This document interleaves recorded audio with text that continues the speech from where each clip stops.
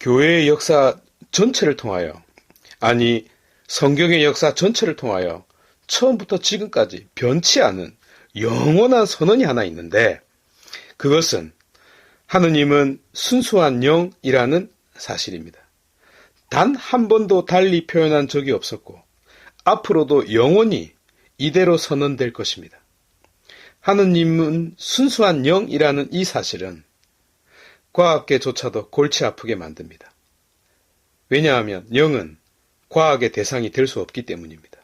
하여 아무리 신을 공격해봐야 쓸데없는 곳을 찌르고 있는 격입니다. 또 하느님이 영이라는 점이 중요한 것은 그를 인식하는 방법에서도 드러납니다. 영은 영적인 그 무엇으로만 파악되기 때문입니다. 하여 사도 바오로는 우리가 육신적 인간이지만 동시에 영적 인간이라는 이 사실에 거의 올인을 했습니다.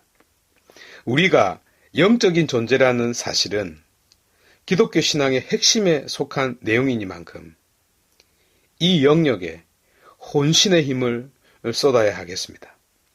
고린토전서 2장 10절에서 16절은 하느님의 지혜와 성령의 역할을 설명해 주고 있는 부분입니다. 여기서 하느님의 지혜가 영을 통하여 우리에게 전달된다고 말합니다. 이 전달은 거의 계시와 같은 뜻입니다. 그러면 인식론의 구조를 들여다보지 않을 수 없습니다.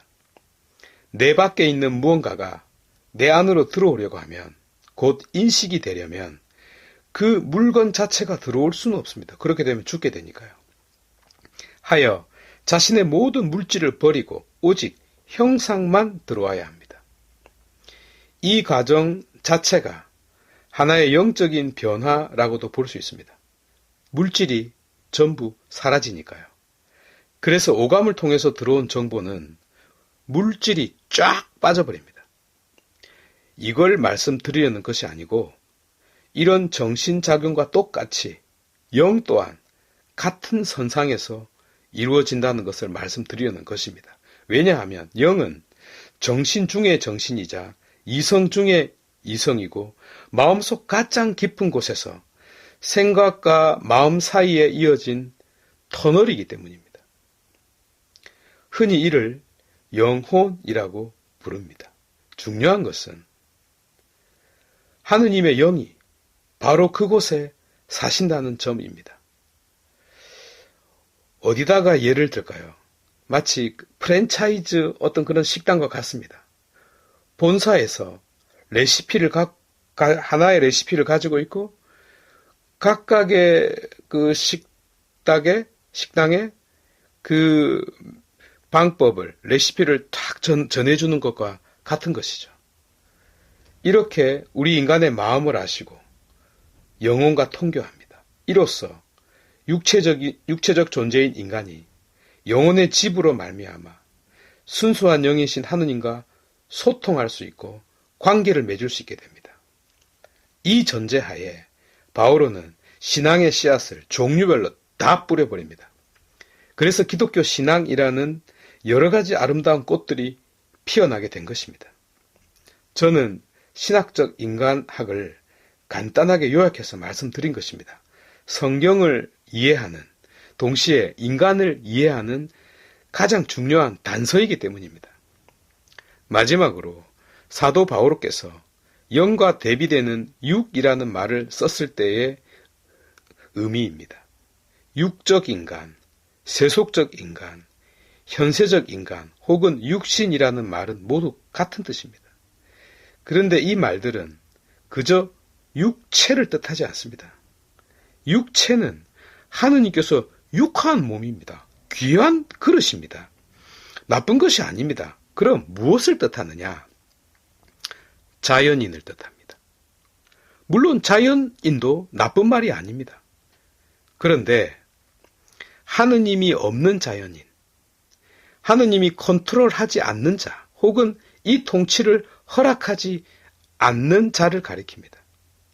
성경에서는 이런 자들을 하느님 없는 자, 하느님이 없다고 하는 자, 시편에서 말하듯이, 또 사울의 했던 말처럼 하느님의 영이 떠나버린 자, 곧 아담처럼 숨고 요나처럼 도망가고 이스라엘처럼 우상을 섬기고 등등 여하한 하느님의 손길이 자신에게 미치는 것을 거부하는 자를 가리킵니다. 이를 한마디로 쉽게 죄인이라고 부르는 것입니다. 무슨 형사적인 죄를 지어서 그렇게 부르는 것이 아니라 하느님 없음, 하느님의 통치를 거부하는 삶, 곧 자기가 자기 인생의 주인으로 살아가는 모든 자를 가리키는 것입니다.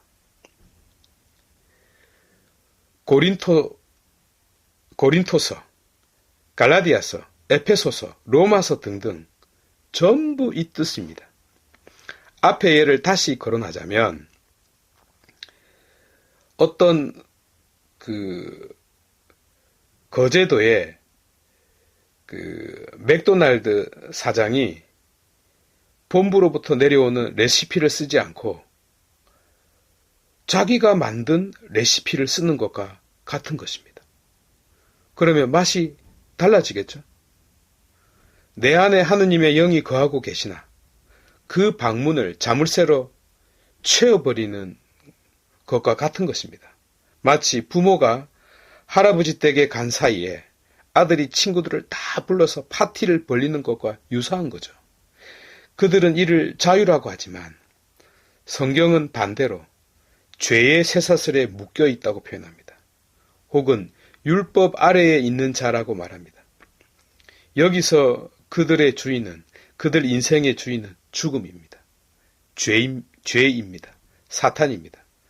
반면 영적인 자는 하느님의 통치를 허락하고 자신이 부족한 죄인임을 고백하고 비록 지금 이 순간도 미숙하지만 그러나 항상 부모님과 선생님의 가르침을 받아들이고 있기에 미숙한 자이면서도 성숙한 자로 성장해 가고 있는 중입니다.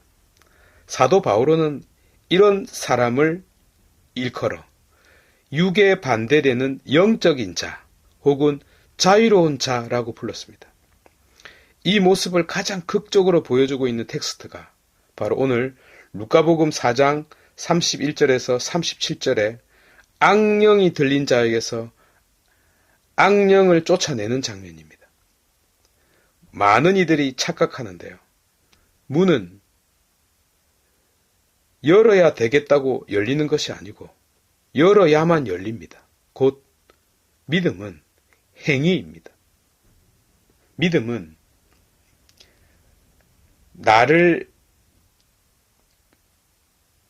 움직여서 나를 찾으러 오는 자가 나에게 올 수 있도록 그 문을 여는 행위입니다. 바로 이를 일컬어, 이 자를 일컬어 영적인 자라고 하는 것입니다. 그래서 육적인 존재와 영적인 존재의 차이가 어떤 것인지 말씀드렸습니다.